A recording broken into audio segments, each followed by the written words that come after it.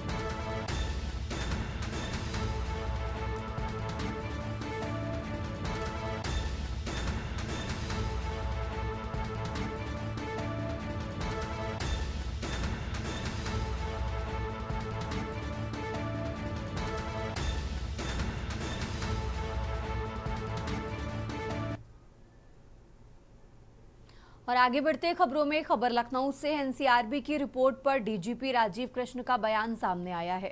उत्तर प्रदेश में crime rate मात्र 180.2 है। डीजीपी की तरफ से बयान दिया गया है। तो सीएम योगी की जीरो टॉलरेंस नीति के तहत काम किया जा रहा है। महिला हेल्प डेस्क और फास्ट ट्रैक कोर्ट पर जोर है। संगठित अपराध पर सख्त कार्रवाई जारी है। डीजीपी की तरफ से ये बड़ा बयान दिया गया है और इसी के साथ उन्होंने कहा कि डिजिटल शिकायतों पर संज्ञान लेकर एफआईआर भी हो रही है। तो अधिक पंजीकरण, पारदर्शी पुलिसिंग की पहचान। लखनऊ से खबर आपको बता रहे हैं, एनसीआरबी रिपोर्ट पर डीजीपी राजीव कृष्ण का बयान सामने आया है।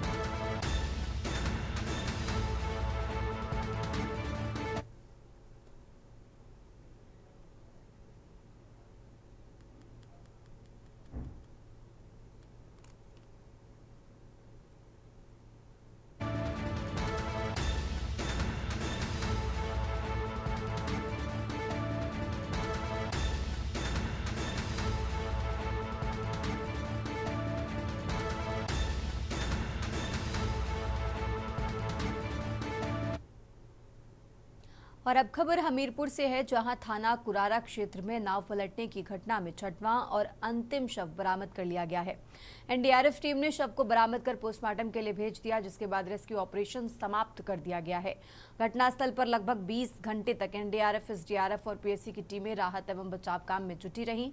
मौके पर सदर विधायक मनोज प्रजापति, अन्य पिछड़ा वर्ग आयोग की अध्यक्ष साध्वी निरंजन ज्योति और जिला प्रभारी मंत्री रामकेश निषाद ने पहुंचकर पीड़ित परिवारों से मुलाकात की और परिवार को ढांढस बंधाया।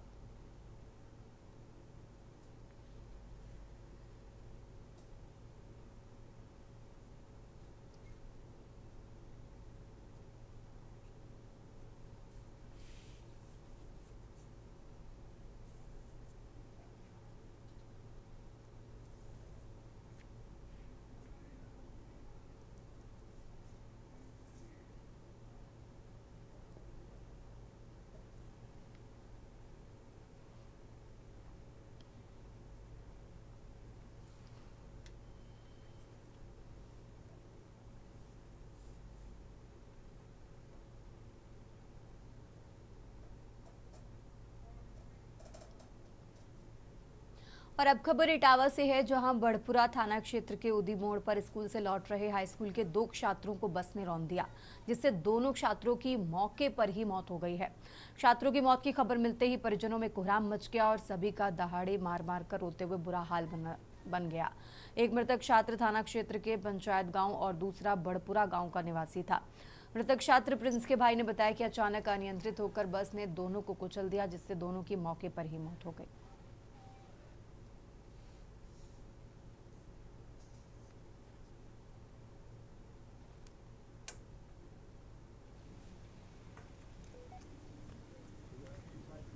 एक्सीडेंट से बताया है, मैं तो इतना ही पता है। कितने लोग हादसे में कैसे खत्म हुए, कहाँ से कहाँ जा रहे थे, क्या जानकारी आपको है? पढ़ने आया था उदी मोड़, वहाँ से वापस हो रहा था। एक्सीडेंट सुना हमने, कितने लोग? पता नहीं, ये तो हम लोगों को नहीं पता। हादसा कहाँ हुआ? उदी मोड़ पे सुना। कौन से स्कूल में? स्कूल शकुंतलम स्कूल में पढ़ते। वाहन से हादसा हुआ? बस से बता रहे हैं ये लोग। देखिए, आज ये जानकारी प्राप्त हुई थी। थाना क्षेत्र बड़पुरा में 2 बच्चे बाइक से जा रहे थे। वो अपने स्कूल से वापस जा रहे थे। उनका रास्ते में ऊदी मोड़ के थोड़ा आगे ओवरब्रिज के पास में एक बस से एक्सीडेंट हो गया था, जिन्हें तत्काल प्रभाव से जिला अस्पताल लाया गया। यहाँ उन्हें मृत घोषित कर दिया गया।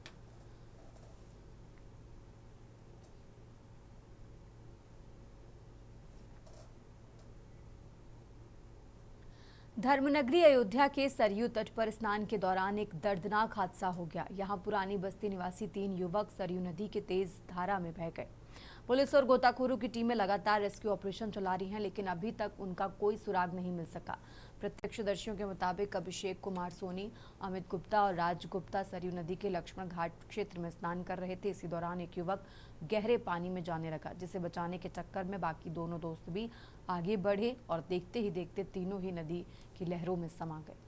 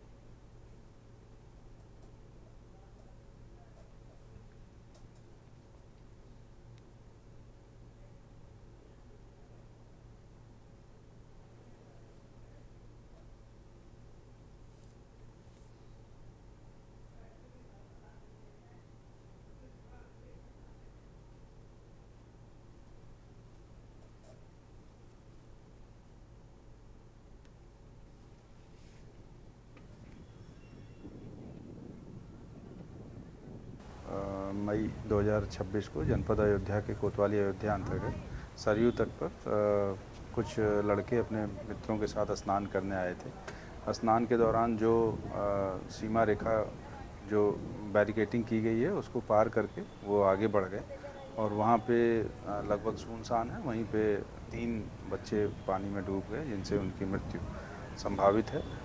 SDRF की और जल पुलिस की टीमें सर्च ऑपरेशन कर रही हैं। और अब खबर इटावा से है, जहां इटावा में स्वगणना के प्रथम फेज की शुरुआत हो चुकी है। सदर विधायक सरिता भदौरिया ने ऑनलाइन डिटेल भरकर अभियान का शुभारंभ किया। उन्होंने जनपद वासियों से 7 मई से 21 मई तक चलने वाले इस अभियान में बढ़ चढ़कर भाग लेने की अपील की है।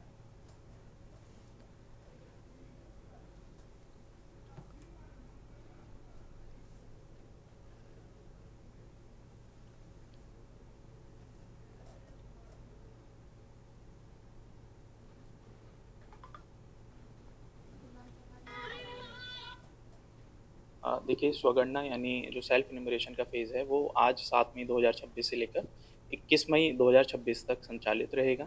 आदरणीय जिलाधिकारी महोदय जो कि प्रमुख जनगणना अधिकारी हैं जनपद इटावा के, एवं अपर जिलाधिकारी महोदय जो जिला जनगणना अधिकारी हैं हमारे इटावा जनपद के, उनके निर्देशन में ये स्वगणना वाला जो फेज़ है आज उसका स्टार्ट हुआ है, प्रारंभ हुआ है। हम सभी लोग जो भी चार्ज ऑफिसर्स हैं तहसीलों में, नगर पालिका में, सभी लोग अपने स्टाफ को कलेक्ट्रेट में, विकास भवन में हम लोग स्वगणना करा रहे हैं। देखिए, 7 मई से लेकर 21 मई तक ये स्वगणना का क्रम चलने वाला है। सरकार ने जनगणना का पहला फेज आज प्रारंभ किया है स्वगणना के रूप में। मेरी अपील होगी अभी अपने सभी जनपद वासियों से स्वगणना में अधिक से अधिक भाग लें और अपने मकान की जानकारी या जो 34 पॉइंटों में सरकार ने जानकारी चाहिए उस जानकारी को ऐप पर डाउनलोड करें और ज़्यादा से ज़्यादा लोग अपनी स्वगणना स्वयं प्रारंभ करें।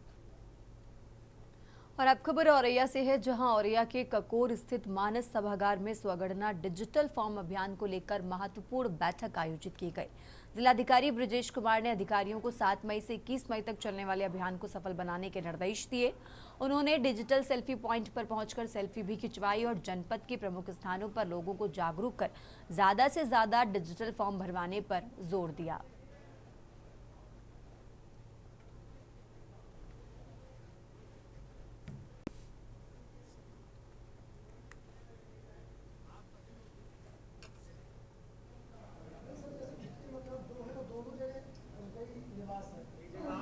आप सब लोग अवगत हैं कि जनगणना 2027 के तहत मकान सूचीकरण की पहले चरण की स्वगणना का कार्य आज से प्रारंभ होकर और 21 मई तक चलेगा। इसमें सभी लोगों को अपना स्वगणना का फॉर्म ऑनलाइन डिजिटली भरना है और ये 21 तारीख के बाद फिर 22 तारीख से दूसरा चरण प्रारंभ होगा। तो मैं जनपद में सभी संगठनों से, सभी जन सामान्य से, संभ्रांत नागरिकों से, जनप्रतिनिधियों से ये अनुरोध करता हूं कि ज़्यादा से ज़्यादा इसमें भागीदारी करें। और अब खबर अमरोहा से है, जहां गजरौला थाना क्षेत्र के सुल्तान ठेर गांव में युवक का शव आबादी के बाहर पेड़ से लटका शव मिलने से सनसनी फैल गई। बताया गया कि कुछ दिन पहले युवक गांव निवासी एक लड़की को लेकर फरार हो गया था, जिससे ग्रामीणों ने बरामद किया। अब युवक की मौत के बाद प्रेम संबंधों में युवक की मौत का दावा किया जा रहा है।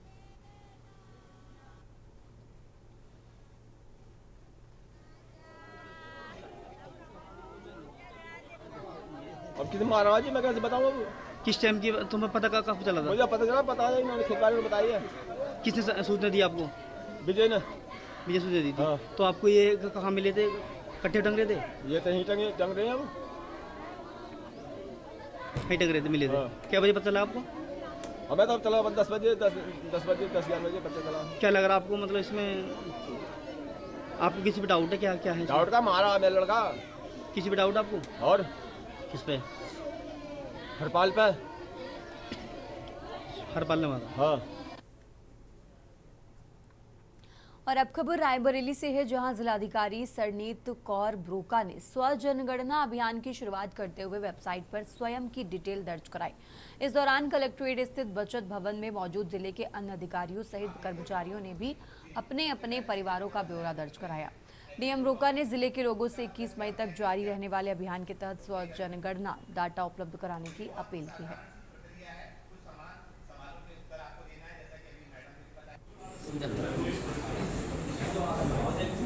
मार्च से स्वगणना चालू हो गई, क्या अपील होगी रायबरेली वासियों? क्योंकि आज जनगणना 2027 का जो हमारा प्रथम चरण है, जिसमें मकानों की सूचीकरण और मकानों की गणना का कार्य होना है, उसमें 15 दिवस पूर्व जो 7 मई से 21 मई के मध्य स्वगणना पोर्टल के माध्यम से होनी है se.census.gov.in। और जनपद वासियों से ये अपील होगी कि ये अपनी सूचना को सटीक और सही भरने का बहुत अच्छा तरीका है और डिजिटाइज्ड है ये पूरी तरीके से, और पूरी सूचनाएं गोपनीय रहेंगी। तो सभी प्रश्नों का सटीक उत्तर और सही रूप में भरें, जिससे कि जो जनगणना के आंकड़े हैं आगे चलकर जो विकास की योजनाएं हैं उसके लिए बहुत बड़ा आधार बनते हैं। तो एक जिम्मेदार नागरिक के रूप में ये सूचनाएं भरा जाना। उत्तर प्रदेश की बाराबंकी पुलिस को बड़ी सफलता हाथ लगी है। शहर के पौष इलाके में हुई करोड़ों की हाई प्रोफाइल चोरी का खुलासा कर दिया गया है। बता दें कि पुलिस ने मास्टरमाइंड समेत 5 आरोपियों को गिरफ्तार किया है।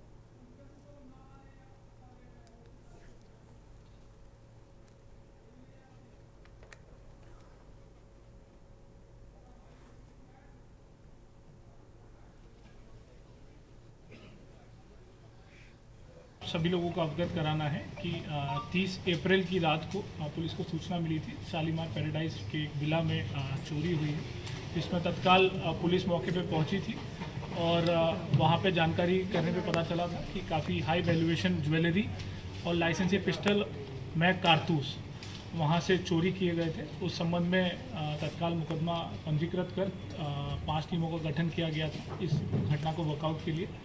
इसमें आज थाना कोतवाली हमारी सर्विलांस स्क्वाड टीम को सफलता मिली है, जिसमें भारत की जनगणना 2027 को लेकर उत्तर प्रदेश में प्रशासनिक तैयारियां तेज हो गई हैं। रामपुर के जिलाधिकारी अजय कुमार द्विवेदी ने घोषणा की है कि 7 मई से स्वगणना पोर्टल की शुरुआत हो रही है, जिससे अब नागरिकों को सरकारी प्रकरणों का इंतजार नहीं करना होगा। जनगणना प्रक्रिया को सरल और सटीक बनाने के लिए सरकार ने 15 दिनों की विशेष अवधि निर्धारित की है।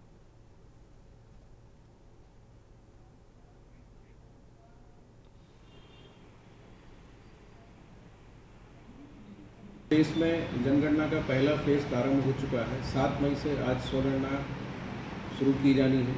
इसके अंतर्गत मैं जनपद वासियों से अपील करूंगा कि आप जो स्वगणना का पोर्टल है उस पर जाके अपना मकान और उसके डिटेल्स को फिल करें।